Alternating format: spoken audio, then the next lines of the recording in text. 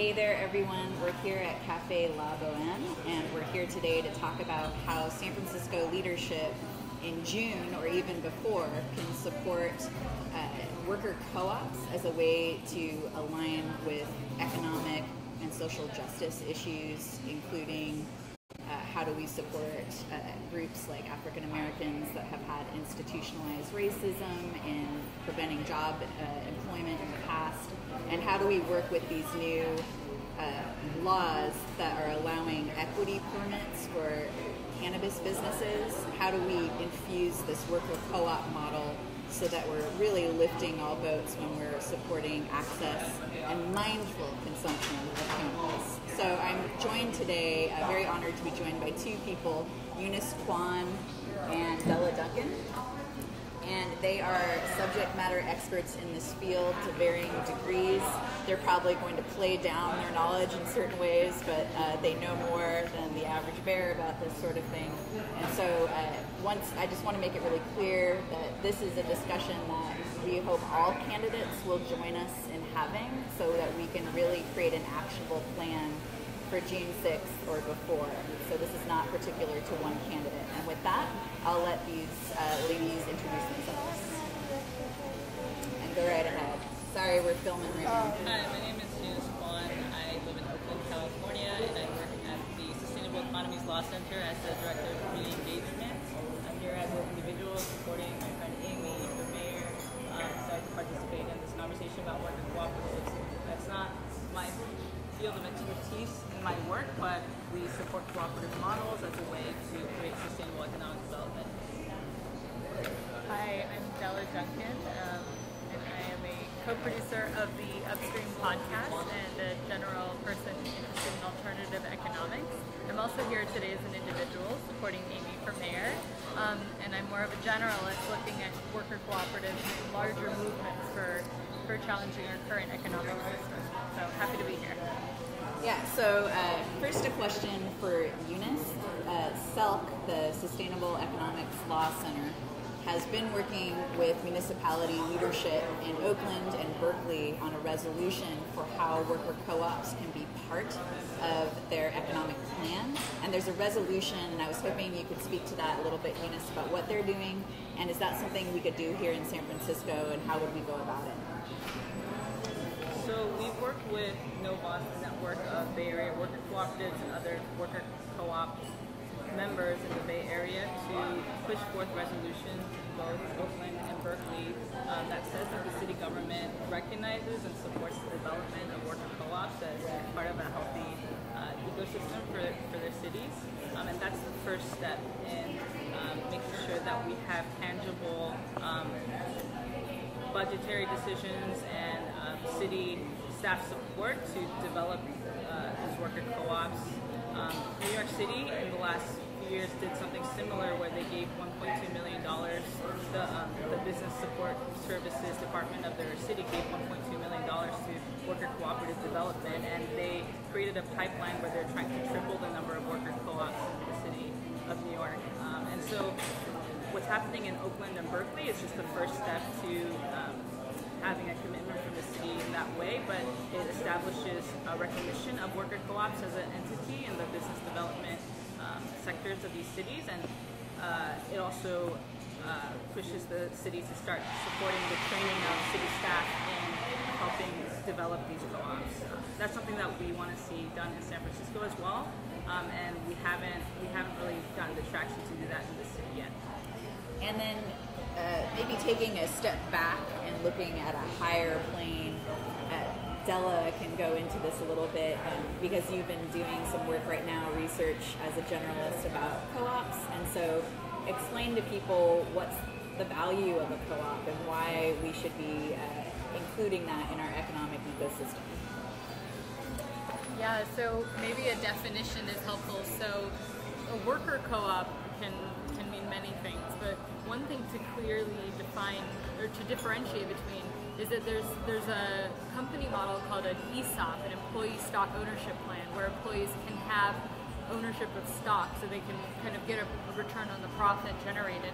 And a worker co-op is beyond that. It's much different than that. It is ownership, but also management. And I think that Law Center is one organization that does really, really well at that kind of management model of collectively managing as well as the ownership part. So a worker cooperative is both owned and managed by the worker. So that's really important. And yet the other thing to point out is that you can also have a worker self-directed or worker managed nonprofit. So there's also, it doesn't need to be kind of a private business or a business model. It can also be a nonprofit that's collectively managed. Now, why is this important? Well, many people who work in a more hierarchical or an organization or a business where they don't really get to manage their own time or their own workplace decisions, when they're in that situation, they feel, this kind of thing of a boss kind of telling them what to do. They may feel silenced or not really having a lot of say or decision making in their workplace. So a worker self-directed co-op, worker managed and worker owned, really gives democracy in the workplace. And this is something that Professor Richard Wolff talks about a lot, democracy in the workplace. And this is one of the big parts of a worker co-op, is having that agency, that ownership. And then also what happens when workers get to make decisions collectively. One of the big kind of quotes in worker co-ops is one person, one vote, or one member, one vote. So that people get to collectively make decisions together. And what that does is that really changes the workplace, the direction of it, how things operate, how things run, and the decisions that are made. So people feel much more, they participate more, they feel much more that they get to have a say in things. So it really helps the worker environment, but also people, when they get to share things together and they get to have more of a voice in a business, they usually make decisions that also support the community, decisions that are more sustainable.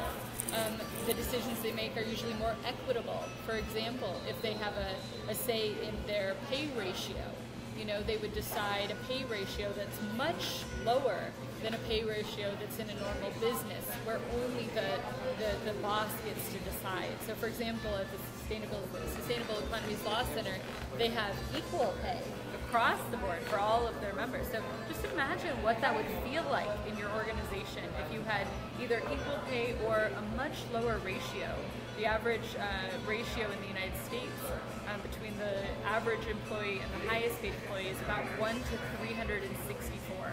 So imagine how that would feel. I'm going to pass it over to Amy to say more. I wanted to build upon that because I know that Portland or Seattle recently passed a law that was saying that there would be an additional tax on a CEO ratio to the lowest paid employee if it was over a certain amount. I'm not sure what it was, but I had seen through local media that Jane Kim was exploring that. I will actually demonstrate that as mayor of San Francisco, and I invite other mayoral candidates to take that pledge.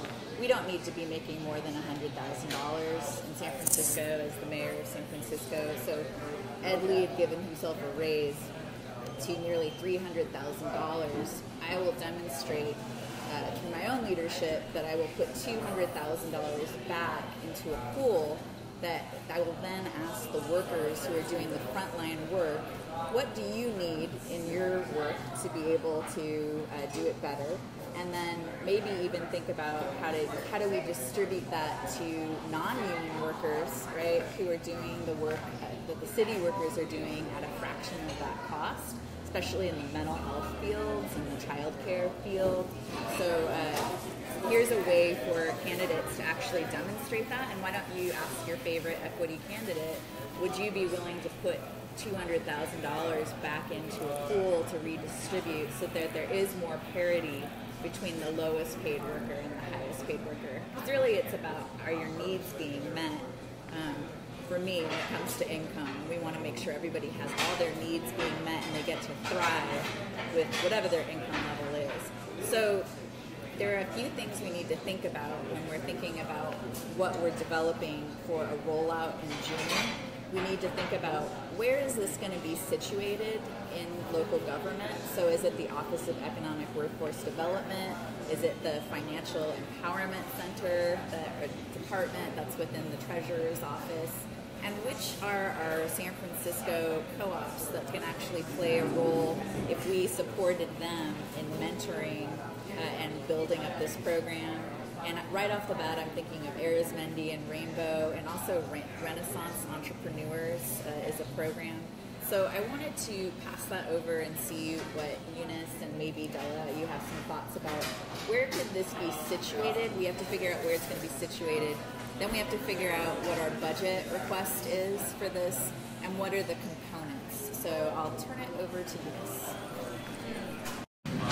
I think it will be different city by city, and the city has to really create a collective process to determine where it's best situated and what partners need to take the lead on this. I think what we see being done successfully in New York is that the city government has recognized that the money should really go to people who have been doing worker cooperative work for a long time. So these nonprofits like Democracy at Work Institute and the Working World in New York, where they have the skill sets but maybe not the capacity to serve as many worker co-ops and serve as many people. But I definitely think the city, I guess in San Francisco it would be the Economic Development Organization. I think the first step is for the staff to even recognize that the value of a worker co-op on the city's economic health. Yeah. And I think that's such a baseline starting point, but I don't think we're there yet, even in San Francisco and in Bay Area cities. So there needs to be training for city officials working on economic development issues to be aware of what worker co-ops are and why they are so good for the local economy and spreading the wealth and creating resilient jobs for people. And then there needs to be a partnership with nonprofit and other worker co-op developers who have been doing this work for a long time, for them to have the resources to continue doing this work.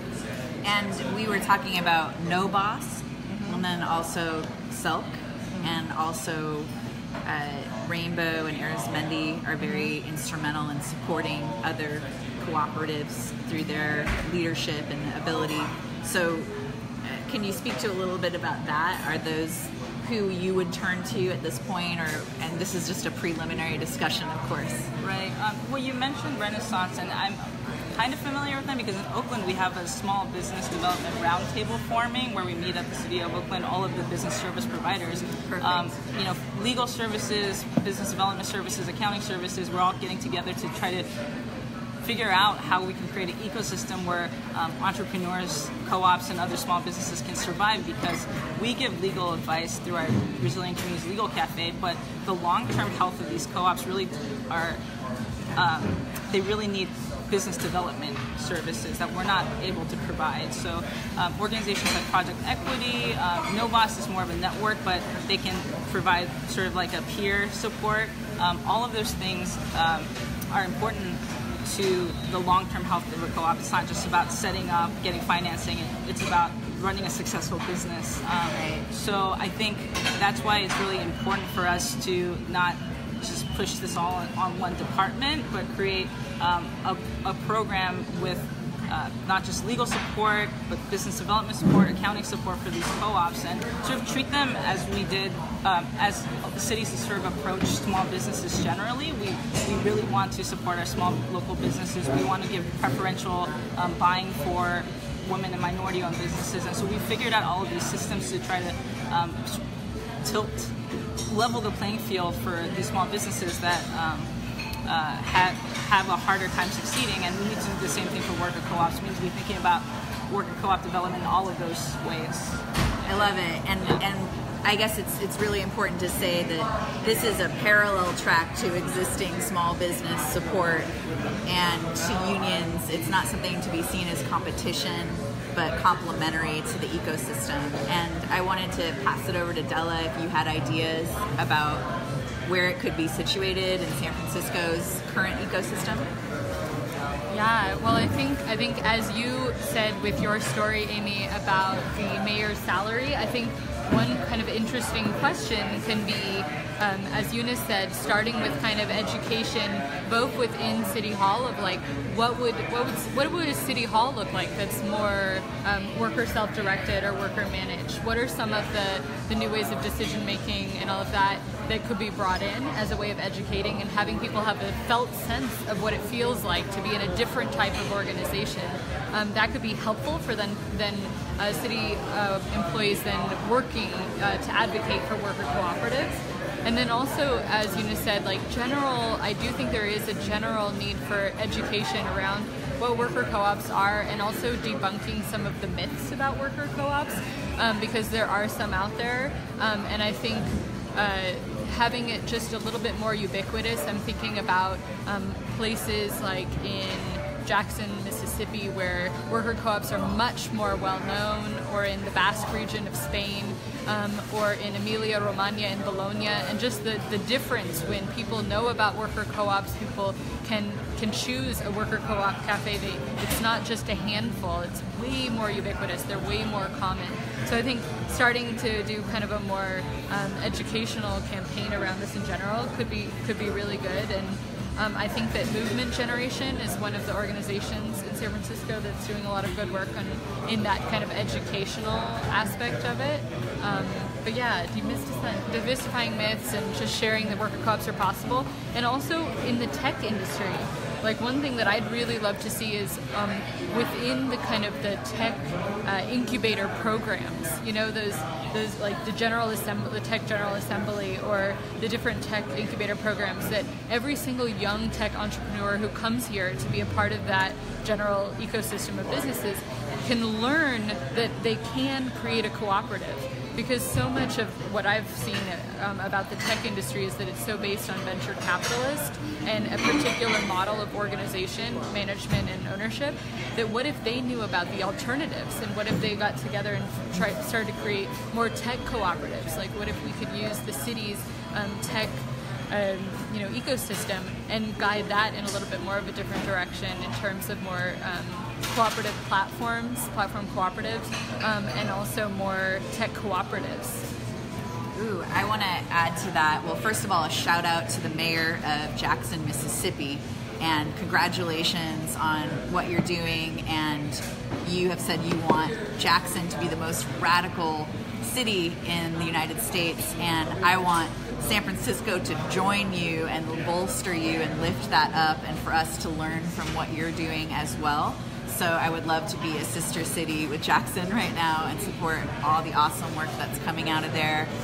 And you had talked a little bit, Della, about the misconceptions, and so I thought maybe we should just go ahead and dive into a little bit of that. What do you think some of the misconceptions of co-ops are? Well, most recently I came across an article by a researcher named Virginie Perrotin. She's from the University of Leeds, and she wrote this paper called "What Do We Really Know About Co-ops?" And she kind of goes through and demystifies some of the myths. So I would say that definitely she highlights that worker co-ops are not any less efficient or productive than a regular company, and in fact can actually be more productive and more efficient. So that's like use of resources. I think sometimes people can think that a co-op, because decisions are made more collectively, that they can be kind of slow or take more time to make decisions.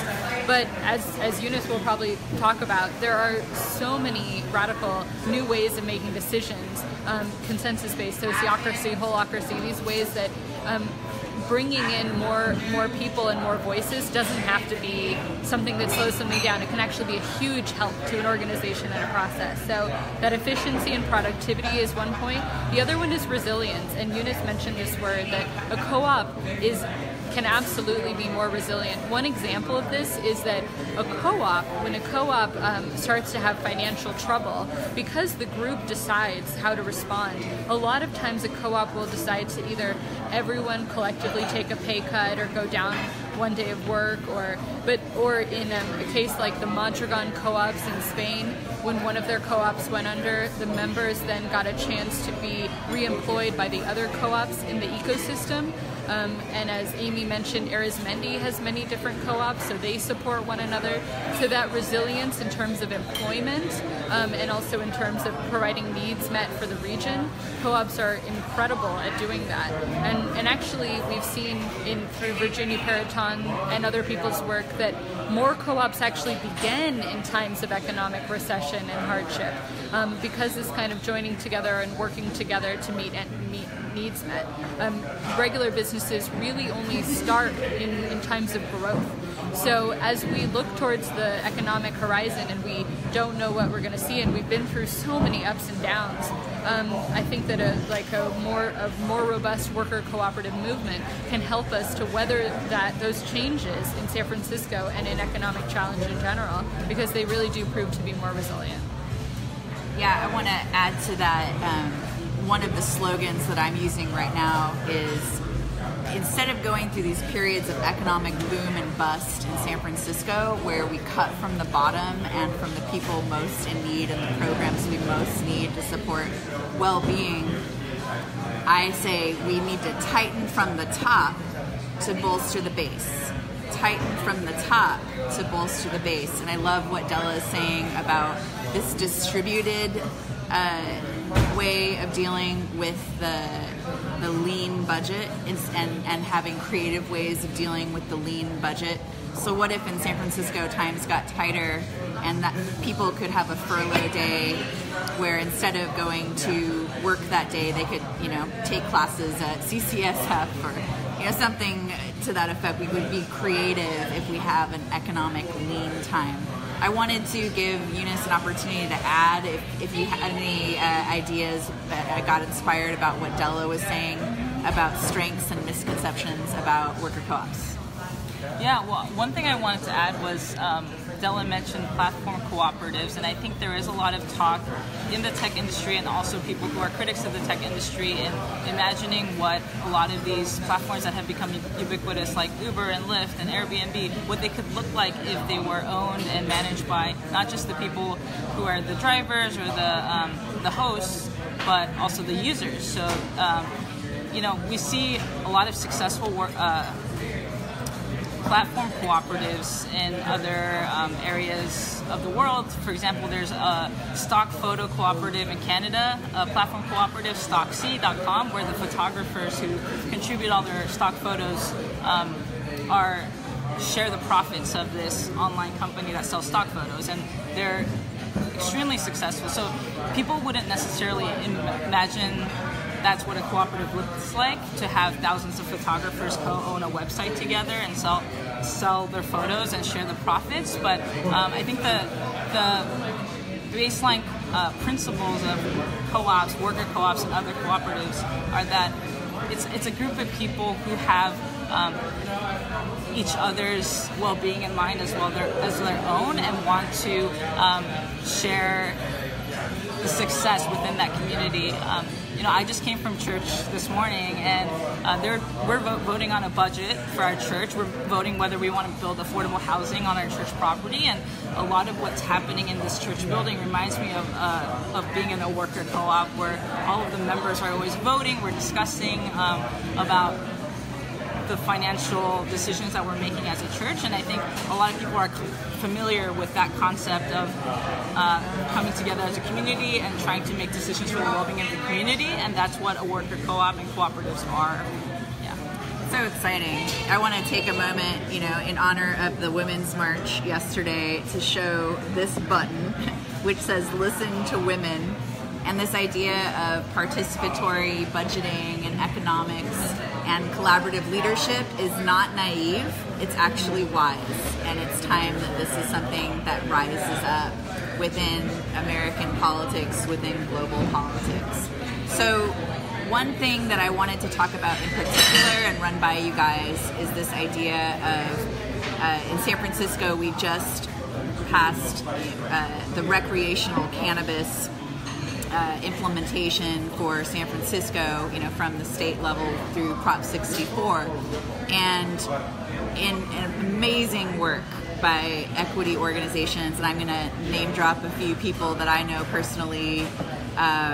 Nina Parks did amazing work around making sure that there was an equity aspect to this new permitting process and economic opportunity. Dominic Rapoli, I know, did amazing work. It seems like Malia Cohen was a great leader in this way in working with the equity organizations. And I remember Hillary Ronan making a statement. I'm not sure who else, but it was at least Hillary Ronan made a statement about how we needed to slow our roll, in a sense, with rolling things out for the implementation locally until we had that equity piece in place. So something like the next few dozen permits that are given out to allow for recreational or medicinal cannabis are going to be equity organizations.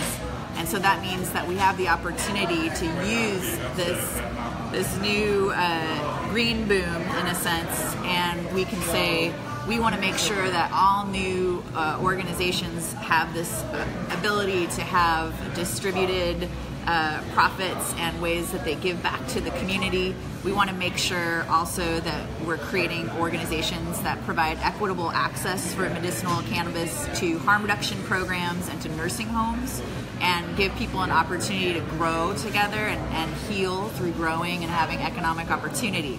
This is a very exciting time. I have a background in the medicinal cannabis field. I know quite a few players in this work. So when I say this idea of connecting worker co-ops with specifically the growth of the cannabis industry, does that give Eunice or Della any ideas about things right off the bat of how we could roll these things out? I don't have that much specific knowledge about the cannabis industry and what's happening, but I do see a lot of parallels with sort of the energy sector. When solar energy was really booming, we see that just sort of the regulations and the policies we had in place allowed for the development of big solar to take over that field. And I think with cannabis, this is an opportunity to make sure that we have policies in place so that we can drive that market to develop in a healthier way, where we don't have huge corporations owning the majority of the profits of this new market that's developing. And right now there's a lot of movement in the energy sector to try to develop cooperative models, energy cooperatives, so that communities can own their own energy. And that's much harder to do when you're already at a point where there's huge companies that already have the big market share. So this is an opportunity to be proactive in developing city and regional and state policies that facilitate the development of smaller, more equitable cannabis organizations. Great. Yeah, no, I was going to say, I don't have the research on this, but I do remember that I have heard in the past that it is easier to start a brand new co-op than to convert a former regular business to a new one. And that's because you can start with how are you going to make the decisions, what's the ownership structure going to be, and all of that. So with this new business opportunity, I think it's a great time to get cooperative practices into the conversation and into the planning. And definitely, as I said, when more people have a chance to be a part of the decision making, they'll make better decisions both for those workers that work there, but also for the community in general. So I think that, as we see this green business really take off, we want it to be as ethical, as sustainable, and as contributing to the community as possible. And I think having it be a worker-owned and self-managed cooperative will be one way of really ensuring that. And I think I just saw Aaron Mundi, who is Mark Leno's campaign manager, walk by. So this is definitely a hot spot for San Francisco politics here, right by a transportation hub at 24th and Mission. I'm really excited about these equity permits for cannabis and creating this economic opportunity through it. I think that the planning department can do a lot by helping to identify spaces in the Office of Economic and Workforce Development. We can help identify places where we could put in these businesses and actually take out the horrors of the permitting process for new cannabis businesses. We can, if the focus is truly on mindful consumption and growing economic opportunity, then we have the opportunity to really connect with even some of the more vocal anti-cannabis groups, because I actually met with Ellen Zhao, who's a fellow mayoral candidate, and she is against recreational cannabis in San Francisco, but she's not against medicinal cannabis. And we had a long talk about this, and she understands. I explained to her the research about the work, the wonders that cannabis can do for elders with dementia, Alzheimer's, cerebral palsy, Parkinson's. I'm an expert on this, and cancer, pain, palliative care. So it's just an opportunity for us to actually mend some of these rifts that are happening in the community right now, especially with the Chinese community, to put it forth that this is about mindful consumption. It's not about just getting a high THC level edible and going out of your mind. It's about really how does it support yourself as a tool of well-being, and then also it can be a spiritual aid and something that can bring people together. So I'm really excited about that. I don't know if there's anybody actually watching right now. Does it say that there are? Does anybody have a question for Della or Eunice or I? You could actually type it out. And I wanted to go ahead and just thank everybody who's been listening, and thanks Della and Eunice. We do have an opportunity to meet together as a larger group next Sunday at Soma Street Food Park from 1 to 5. It's the 28th. Della will be doing a presentation. I'm trying to get Eunice to do one, but trying to see if she can come there with her girlfriend, Hanny. Is that how you say it? Is it Hani? Okay, sorry. I knew it was wrong right when I said it. But do we have any questions coming in? No. Not yet? Okay, but we hope to see you with our equity lineup at Soma Street Food Park on Sunday the 28th. I have invited Jane Kim as well, and she has said she might be able to stop by. And I'm inviting all candidates and supporters. There's going to be a great lineup of speakers. Any questions? All right, over and out then. Thanks, guys.